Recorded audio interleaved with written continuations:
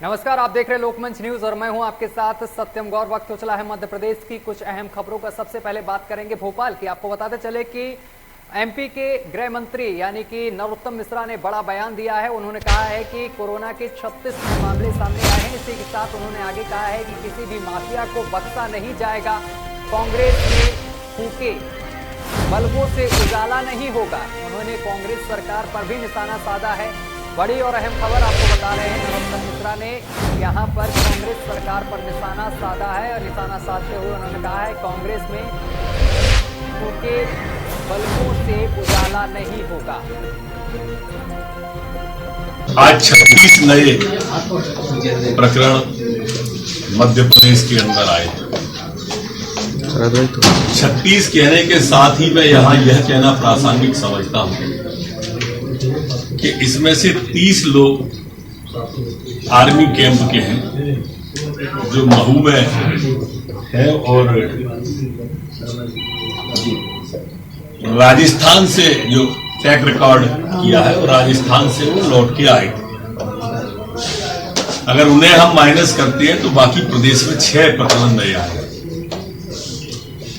उनको अलग से कैंप सेंटर बना के वही महू में जवानों को सभी को आदरणीयों को। अनूपपुर जिले में कोयलांचल क्षेत्र में पुलिस व जिला प्रशासन की अनदेखी का सामने निकल कर आई है। आपको बताते चले अनोखी पहल सामने निकल कर आई है, जहां पर सूदखोरी पीड़ित उन्मूलन शिविर आयोजन किया गया है। यह आयोजन राजनगर के मधुबन क्लब में किया गया है और इस शिविर का मकसद जनता को सूदखोरों के चंगुल से बचाना है एवं लोगों को जागरूक भी करना है। शिविर का कोयलांचल क्षेत्र राजनगर, पोड़ाधार और झीमर, झामुना और कोतमा में यहाँ पर आयोजन किया गया है। इस दौरान बहुत से लोग यहाँ पर उपस्थित रहे हैं। इन क्षेत्रों से सूदखोरी का काफी बोलबाला है और यहाँ की ज्यादातर आबादी खुद यहाँ पर सूदखोरों से परेशान है, जिसके बाद अनूपपुर पुलिस ने जारी किया है सूदखोर हेल्पलाइन नंबर और जगह जगह सभी नगर और ग्रामीण क्षेत्रों में पोस्टर लगाए हैं।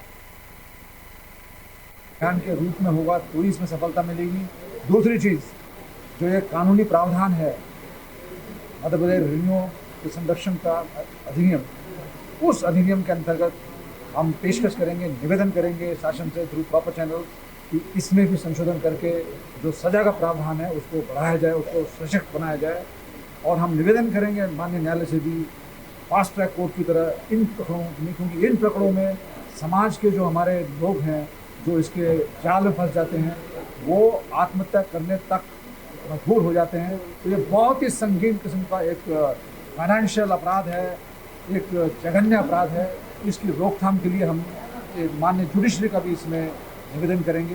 लोग कार्रवाई सब कर रहे हैं। पहले से भी पूरा महकमा पहले से ही पूरा जो पुराने हमारे पुलिस अधीक्षक महोदय थे उन लोगों ने जो ग्राउंड तैयार किया था उसी के आधार पर हम लोग कार्रवाई कर पाए। कार्रवाई शुरू से चल रही है। तो ऐसा नहीं कि मैंने यहाँ के बेस बनाया था, उसी बेस पे हम अच्छे से कार्य। और अगली खबर अशोकनगर से सामने निकल कर आ रही है, जहां पर अशोकनगर हत्याकांड का मामला सामने निकल कर आया है। युवती की हत्या कर शव को बोरे में बांधकर ठिकाने लगाने की फिराक में था आरोपी, जिसके बाद पुलिस मौके पर पहुंची है। तो वहीं आरोपी राहुल युवक युवती के शव को बोरे में बंद कर ठिकाने लगाने की फिराक में था, जिससे पुलिस ने गिरफ्तार कर लिया है। जब बोरे को खोलकर देखा गया तो युवती का लहूलुहान शव बरामद हुआ है। सूत्रों की माने तो यह मामला एक तरफा प्रेम प्रसंग का नजर आ रहा है। मृतक युवती ने पहले भी आरोपी युवक पर छेड़छाड़ का मामला दर्ज कराया था। फिलहाल पुलिस पूरे मामले की गहनता से जांच कर रही है। अशोकनगर जिले का जो है यहाँ पर हमें पुलिस को सूचना मिली थी। जो मृतिका है उसके पिता ने सूचना दी कि उनकी जो बालिका है वो सुबह से गायब थी। तो जाके उन्होंने एक राहुल शर्मा नामक व्यक्ति के घर में देखा, जिसको वो पहले से जानते थे। तो वहाँ पर उनकी बेटी की लाश मिली। उसके पश्चात उन्होंने पुलिस को सूचना दी। पुलिस उनके साथ मौके पर पहुंची। तब तक जो आरोपी राहुल शर्मा है बॉडी को खुर्द-बुर्द करने के लिए बोरे में भर के ले जाता था, तो उसे गिरफ्तार किया गया। सर क्या कुछ लग रहा है कि हत्या का कारण क्या है? इसमें बताया है, जैसे कि फरियादी ने भी और हमारे रिकॉर्ड से भी चेक हुआ है कि पूर्व से ये लोग जानते हैं और पूर्व में भी जो मृतिका है उसने आरोपी के विरुद्ध एक रायसेन जिले के बेगमगंज में पहुंची मध्य प्रदेश एवं केंद्र सरकार के खिलाफ एनओसीआई के प्रदेश महासचिव की साइकिल रैली जो सतना से प्रारंभ हुई है और आज वह बेगमगंज पहुंच गई है, जहां पर प्रदेश महामंत्री राजेंद्र सिंह तोमर ने निवास पर कांग्रेसी कार्यकर्ताओं एवं उनका भव्य स्वागत किया है। फूलमाला पहनाकर उनका स्वागत किया गया है। वहीं मध्य प्रदेश एनओसीआई प्रदेश महासचिव ने प्रदेश में शिवराज सरकार एवं केंद्र सरकार को जमकर निशाना साधा है और कहा है कि प्रदेश में बढ़ती बेरोजगारी और स्कूल कॉलेज का प्राइवेट माध्यम मध्य प्रदेश सरकार का रुख है और हम उसका विरोध करते हैं। हम मध्य प्रदेश के मुख्यमंत्री शिवराज सिंह चौहान से पूछना चाहते हैं कि युवाओं के लिए आपने नगर मध्य प्रदेश वर भारत का युवा पढ़ लिख कर पकौड़े तलेगा तो फिर आपके बच्चों को भी पकौड़ा बेचना चाहिए। मैं सबसे पहले तो पत्रकार बंधुओं को मेरा प्रणाम। मैं 15 सितंबर को सतना से साइकिल यात्रा लेकर के भोपाल के लिए निकला हुआ हूँ। मध्य प्रदेश में कोरोना काल के पहले से छात्रों की छात्रवृत्ति शिवराज सरकार ने रोक रखी। शिवराज सरकार प्रदेश में कोरोना काल के बाद जहां देश प्रदेश आर्थिक रूप से टूटा हुआ है, इसके बाद शिवराज सरकार छात्रों को छात्रवृत्ति नहीं दे पा रही, शिक्षा नहीं मिल पा रही है, चिकित्सा नहीं मिल पा रही है। और अगली खबर भोपाल से निकलकर सामने निकलकर आ रही है, जहां पर नशे की मंडी के नाम से कुख्यात इतवारा में पुलिस ने ठेले पर फेरी लगाने वाले एक युवक को दबोच लिया है। युवक कपड़े बेचने की आड़ में नशीली दवाइयों का व्यापार करता था, गांजा भी बेचता था। वहीं आपको बताते चले कि पुलिस ने उसके पास से 1.25 किलो गांजा भी बरामद किया है। वह गांजे की छोटी छोटी पुड़िया बनाकर कपड़ों में छिपा कर रखता था। पुलिस ने तुरंत आरोपी को हिरासत में ले लिया है और तलाशी ली है तो उसके पास से भारी मात्रा में गांजा बरामद हुआ है। पुलिस को नारकोटिक एक्ट के तहत गिरफ्तार कर लिया है।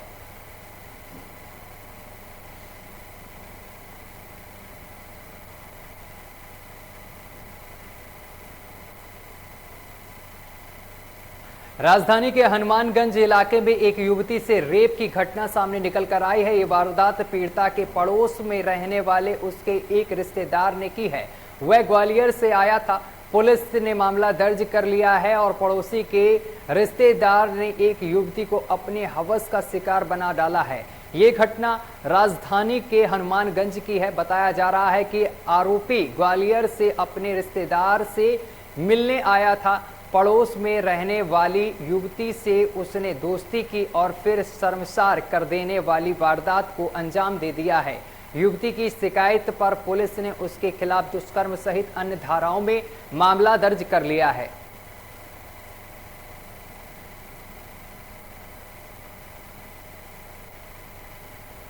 नेपा नगर के वार्ड संख्या 1 में पगरे बंधुओं के आक्रमण मानक पर आपको बताते चले कि मकान पर आज प्रशासनिक बुलडोजर चलेगा और बताते चले कि प्रशासन ने परिजनों को अग्रिम नोटिस दिया है और नेपा नगर थाने में प्रशासनिक अमला जमा हुआ है। वहीं अवैध शराब के मामले में पुलिस विभाग द्वारा दबिश दी गई थी।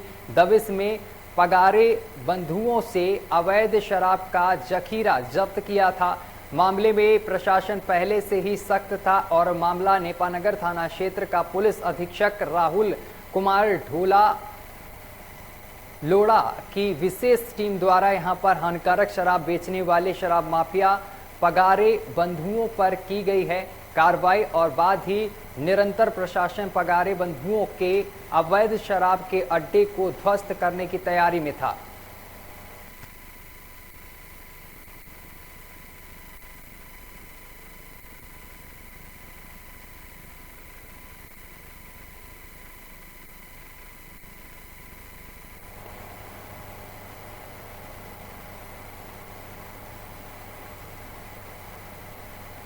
और अगली खबर आपको बताते चलेगी छतरपुर में सामने निकल कर आ रही है। छतरपुर में बुधवार को करणी सेना की रैली में यादव समाज पर की गई अभद्र टिप्पणी का वीडियो वायरल हो रहा है।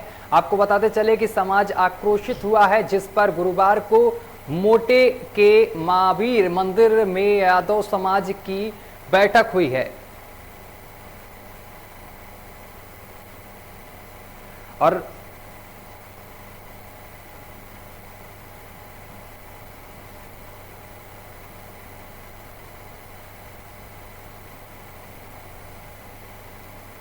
अगली खबर जबलपुर से सामने निकल कर आ रही है। आपको बताते चले कि जबलपुर में न्यायालय के निर्देशन पर जर्जर मकान को हटाने पहुंचा नगर निगम के अमले को उस समय भारी पड़ गया है जब वह उपस्थित वकीलों के एक समूह ने यहां पर निगम के उपायुक्त वेद प्रकाश चौधरी पर पैसे मांगने एवं एवज में मारपीट कर दी है और इतना ही नहीं उनके सड़क पर दौड़ाकर भी पीटा गया है। वहीं वकील एवं उनके साथ उपस्थित आम जनता द्वारा मारपीट कर उनके कपड़े भी फाड़ दिए गए हैं। मारपीट की घटना पर दोनों ने ही पक्षों ने यहां पर थाना ओमती रिपोर्ट में यहां पर दर्ज कराई है। घटना की जानकारी लगते ही क्षेत्रीय विधायक विनय सक्सेना भी मौके पर पहुंच गए हैं, जहां पर उन्होंने पीड़ितों की बातों को सुनकर एक पक्ष को शांत किया है। और अगली खबर का रुख करेंगे। आपको बताते चले कि अगली खबर मध्य प्रदेश के सामने निकल कर आ रही है झाबुआ से, जहां आपको बताते चले कि 12 सितंबर 2015 की सुबह 8 बजे पेटलाव में एक भयानक ब्लास्ट हुआ था जिसमें 58 लोगों की जान ले ली थी। वहीं सैकड़ों लोग घायल हो गए थे। 16 साल बीत जाने के बाद भी ब्लास्ट पीड़ितों के दर्द आज भी वैसे ही बने हुए हैं। पेटलावाद ब्लास्ट के दौरान 78 लोगों ने अपनी जान गंवा दी थी, तो वहीं 100 से अधिक लोग घायल हो गए थे, जिसमें कई घायल ऐसे हैं जो आज भी उस दर्द के साथ जी रहे हैं। जिसमें पेटलावाद तहसील के ग्राम पंचायत झोशर के डवरिया फलिया में रहने वाले सोहन खड़िया का परिवार भी शामिल है, जो आज 6 साल बाद भी ब्लास्ट के दौरान मिले जख्मों से तड़प रहा है। ब्लास्ट के दौरान सोहन की दोनों आंखें चली गई थीं और पैर और हाथ भी बुरी तरीके से जख्मी हो गए थे। आंखों से ना देखने की वजह से सोहन का रोजगार छीन गया और ऐसे में मजबूरन सोहन को अपने दोनों बच्चों की पढ़ाई छोड़कर बच्चों को मजदूरी करने पर लगा दिया। मेरा परिवार करे में मेरा दो ही लड़का स्कूल जा रहे थे। हाँ।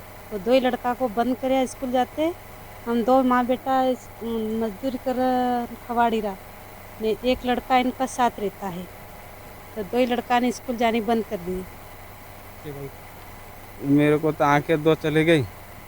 आपको दिखता नहीं? नहीं दिखता है, और एक हाथ खत्म हो गई है और एक पैर में चोट लगी थी।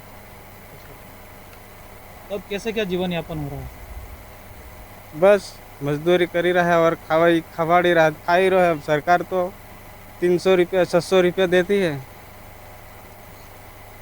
आपके बच्चे भी मजदूरी कर रहे हैं? हाँ, बच्चा मजदूरी कर रहा नहीं। तो आपके बच्चे पढ़ाई वगैरह करते हैं? नहीं, पढ़ाई करता है, उनको बंद कर दिया। बंद करवा दिया? हाँ। क्यों? और अगली खबर कोरिया से सामने निकल कर आ रही है, जहां छत्तीसगढ़ प्रदेश कांग्रेस कमेटी के अध्यक्ष मोहन मरकाम बुधवार को 2 दिवसीय कोरिया प्रवास पर पहुंचे हैं, जहां गुरुवार को जिला मुख्यालय बैठकपुर पहुंचने पर कांग्रेसियों ने उनका भव्य स्वागत किया है। तत्पश्चात कांग्रेस प्रदेशाध्यक्ष मोहन मरकाम राजीव भवन बैठक कुंड पर पहुंच गए हैं। वहीं सर्वप्रथम राजीव गांधी जी की प्रतिमा पर माल्यार्पण किया है। तत्पश्चात कांग्रेस पदाधिकारियों व कार्यकर्ताओं से मुलाकात की है। साथ ही प्रेस कॉन्फ्रेंस में मीडिया से रूबरू हुए हैं। संगठन के मुखिया होने के नाते संगठन को गतिशील बनाने के लिए आने वाले 2023 और 2024 में नई रणनीति के साथ हम लोग काम करेंगे। इस ढंग से 2018 के चुनाव में बूथ कमेटियों को मजबूत करके हमने चुनाव लड़ा था और छत्तीसगढ़ में ऐतिहासिक जनादेश के साथ सरकार बनाने का मौका मिला। 2023 में अगला चुनाव में भी हम बूथों को छत्तीसगढ़ राज्य के 23,735 बूथों को हम लोग पुनर्गठन करने। नैनपुर कान्हा आज मंडला जिले में स्थित कान्हा राष्ट्रीय उद्यान में सैलानियों के भ्रमण के लिए गेट खुलने से पहले गज महोत्सव का कार्यक्रम यहां पर किया गया है और हर साल की तरह मनाया जाता है और जहां हाथियों को नहलाकर तेल मालिश की जाती है और उसके बाद उनको तिलक लगाया जाता है, आरती कर गजराज की पूजा भी की जाती है। साथ ही आपको बताते चले कि उसी उपलक्ष्य में कान्हा राष्ट्रीय उद्यान में डायरेक्टर SK सिंह के द्वारा गजराज हाथियों की तिलक लगाया गया है और तिलक लगाकर उनकी आरती की गई है। साथ ही फूल माला भी पहनाया गया है। इस दौरान उनको गन्ना, फूल और फल खिलाकर उनको खिलाए गए हैं और इस दौरान कई कर्मचारी गण यहाँ पर मौजूद रहे हैं।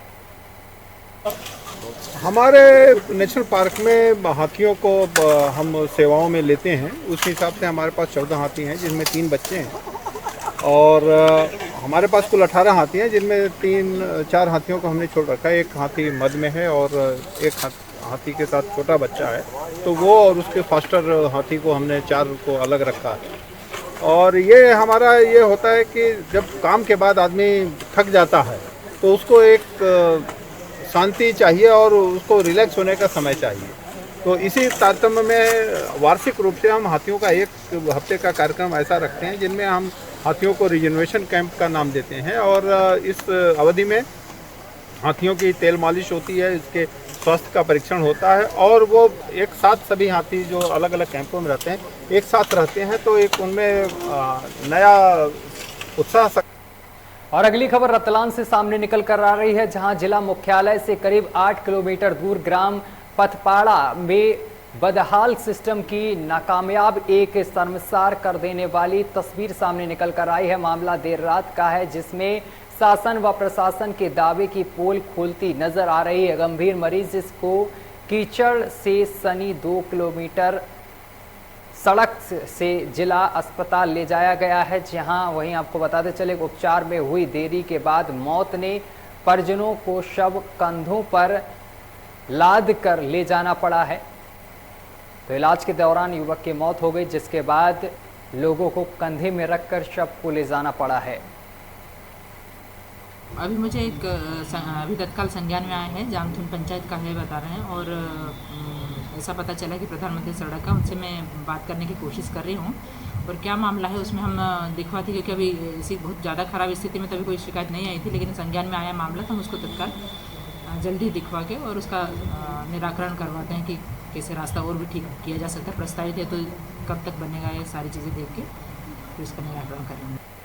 और सुपर स्पेशलिटी अस्पताल की गुणवत्ता अब आम जनता के लिए चर्चा का केंद्र बनी हुई है। तकरीबन 4 माह के अंतराल में फॉल सीलिंग गिरने की आधा दर्जन से अधिक घटनाएं हो चुकी हैं, जिसमें लेकर जिम्मेदार अधिकारियों का एक ही जवाब होता है कि आए दिन हो रही ऐसी घटनाओं को लेकर संबंधित विभाग से पत्राचार किया जा रहा है। और अभी हाल ही में फॉल सीलिंग का एक बड़ा हिस्सा लिफ्ट के सामने गिर गया था, जिसमें आपको बताते चले कि गनीमत यह रही थी कि उस समय वहां कोई मौजूद नहीं था।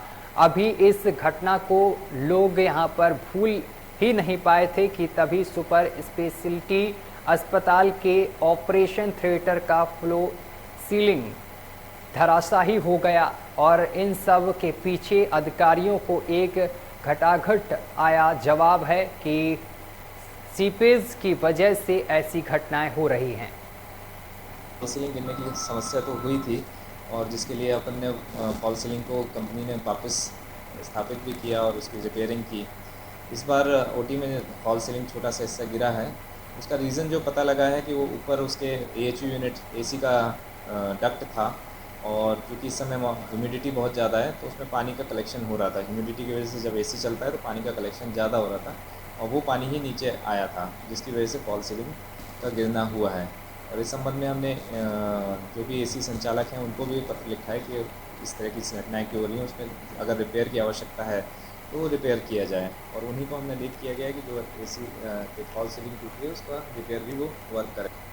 और खरगापुर तहसील कार्यालय में राजस्व विभाग की कार्यशाला का आयोजन किया गया है, जिसमें तहसीलदार सुनीता साहनी ने राजस्व विभाग से संबंधित किए गए हैं नियमों के संबंध में आपको बताते चले कि राज्यसभा निरीक्षक एवं पटवारी कर्मचारियों को विस्तार पूर्वक जानकारी दी है और इस दौरान तहसीलदार सुनीता सहनी ने सभी को बताया है कि शासन के द्वारा राजस्व में संशोधन किया गया है और इस दौरान तहसीलदार सुनीता साहनी ने बताया है कि अतिक्रमण की प्रथम अपील होगी, द्वितीय नहीं होनी चाहिए, जिसके सर्वेक्षण अधिकारी कलेक्ट्रेट एवं एसडीएम होंगे। पहले आवेदन की अनुपस्थिति में नामांतरण खारिज किया जाता था, लेकिन अब जो आवेदक अनुपस्थित रहेगा तो नामांतरण खारिज नहीं किया जाएगा और किसान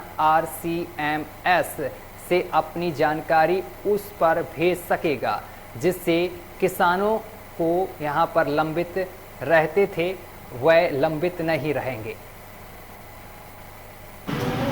तो आज हमारे यहाँ कार्यशाला का जो आयोजन किया गया है उसमें 1959 के बाद जो 2018 में नए संशोधन किए गए हैं, तो उसमें से जो कुछ इम्पोर्टेंट धाराएं हैं, जैसे हमारा नामांतरण की है, बंटवारे की है, सीमांकन की है, अपील की है, इनमें जो भी संशोधन किए गए हैं उसके संबंध में आम जनता को उससे अवगत करवाना है, इसीलिए कार्यशाला का आयोजन रखा गया। आप बताइए, एक तहसील पे एक खंड रहेगा, अभी 2 खंड है, इसका क्या मतलब हुआ एक खंड में? एक्चुअली क्या है कि पहले जो नियम थे उसमें ये नहीं था कि प्रत्येक तहसील पे एक खंड होंगे, लेकिन अब ये राज्य शासन द्वारा प्रावधान कर दिया गया है कि तहसील के साथ साथ जो है खंड का भी सृजन किया।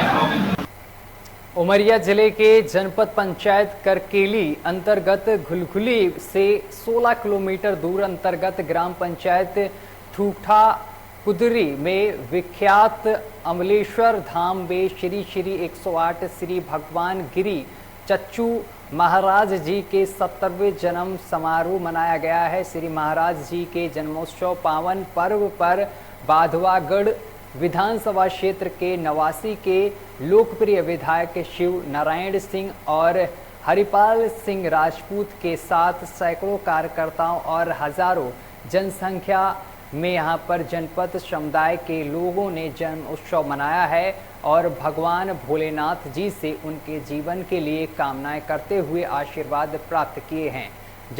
जन्म उत्सव के महोत्सव में आपको बताते चले कि जन समुदाय के बीच में भजन कीर्तन करते हुए लोगों ने हर्षोल्लास के साथ काफ़ी मात्रा में अपना सहमति जताई है।